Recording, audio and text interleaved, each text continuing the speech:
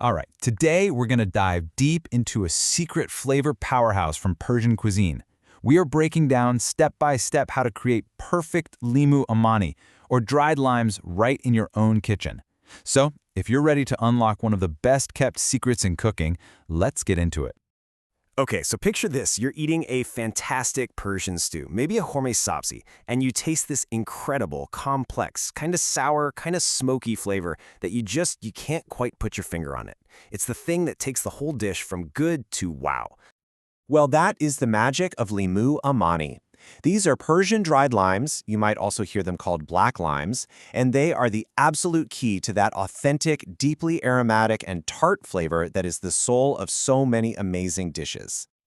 Now, before we do anything else, we have to start right at the beginning.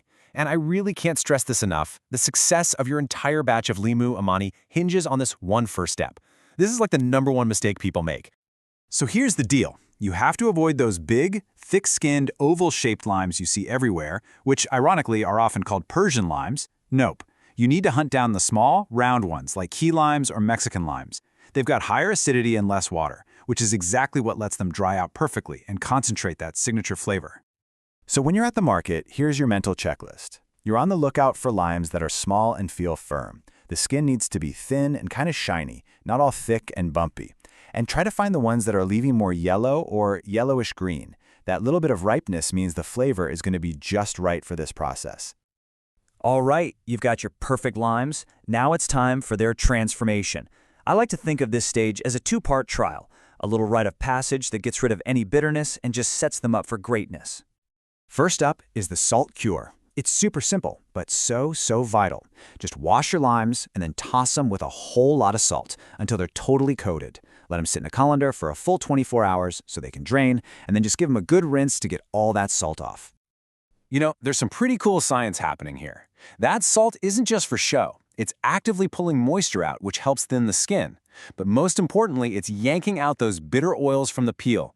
This step is absolutely essential for getting a delicious final product. Seriously, whatever you do, do not skip it. Okay, once the salt cure is done, it's time for the shock treatment.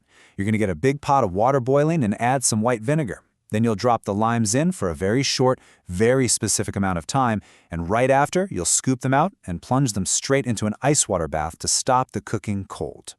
And when I say specific, I mean it. We're talking exactly 60 seconds. Not 50, not 70. 1 minute in that boiling water, that's the magic number. It softens the peel just enough without actually cooking the fruit inside. So what's the point of all this drama, right? The quick boil, the ice bath, it's a shock treatment. It instantly stops the cooking process. And that vinegar? It actually helps the limes develop that beautiful, signature mustard brown color we're looking for, instead of just turning black. Okay, so our limes have survived the prep, they've been purged of their bitterness, and now we play the waiting game. This is the longest phase, the slow art of drying, and it's where the real magic happens, and that deep, complex flavor really develops. But hold on, before you put them anywhere to dry, there is one last thing you absolutely have to do. This is critical. You need to take a toothpick or a skewer and poke 3 or 4 little holes in every single lime. This lets steam escape. If you don't, the moisture gets trapped and they can rot or, well, they can even explode. So when it comes to the actual drying, you've got a few different ways to go. The fastest way is in a very low oven or a dehydrator, which will take about 10 to 12 hours. If it's winter and you've got the heat on, you can just leave them on a radiator for a week or two. And of course, there's the old school method, just sun drying, if you happen to live somewhere hot and dry. After all that waiting, we finally get to the good part, the payoff. Let's talk about how to know when they're finally done, how to actually use them, and then how to store your amazing homemade creations. So, your limes are looking dark, they're shrunken, they look done, but how do you know for sure? How can you be absolutely certain they're perfectly dried all the way through to the center? Well, the answer is super simple. And honestly, it's my favorite part of the whole process. It's time for the shake test. All you do is pick one up, hold it close to your ear, and give it a good shake. And this is the moment of truth. You should hear the tiny little dried seeds rattling around inside, kind of like a little maraca or a baby rattle. That sound is your confirmation. It's done. Now, here's the big warning. If you shake it and you hear nothing, it's not ready. A silent lime means the inside is still wet, and trust me, it will get moldy if you try to store it. You also want to feel it. The skin should be completely rock hard.